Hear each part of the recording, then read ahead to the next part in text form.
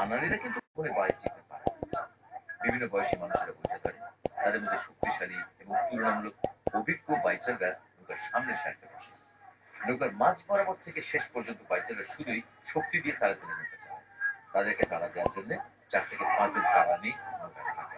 তারা কাশি ঢোল বাজিয়ে সুরে সুরে কখনো বা হুঙ্কার দিয়ে বাইচারদের রক্তে আগুন ধরে দেয়।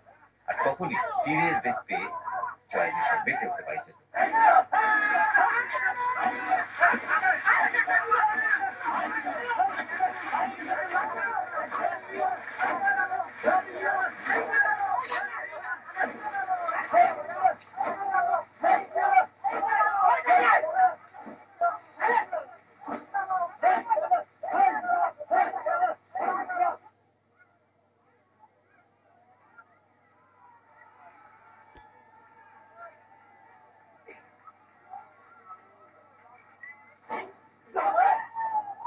শুধুমাত্র প্রতিযোগিতায় নয়, নদীতে বাইচের নৌকা নামলেই সেটা দেখার জন্য দর্শকের অভাব হয়।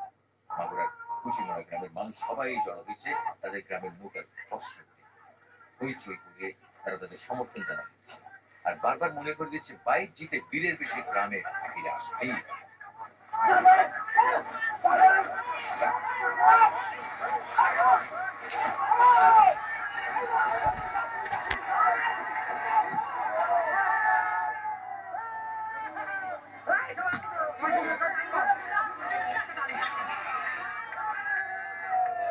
শুধুমাত্র আনন্দ এবং প্রতিযোগিতায় জিতে আসার লোভেই সবাই আজ হাতে বইতে ধরেছে। তবে এদের সবাই মূল বাইচার হতে পারে।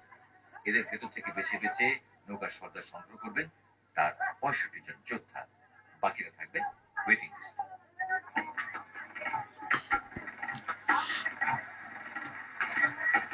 গ্রামের মানুষের অপেক্ষা শেষ যেন হয় না। তারা খবর পেয়েছে জয় বাংলা মানে জগদীশ মাস্টারের নৌকাটিকে পানিতে নামানো হয়েছে। তাকে এক নজর দেখার জন্য সবাই ইচ্ছুক।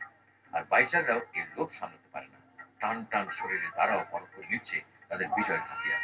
জিততেই হবে। हाँ ये दाने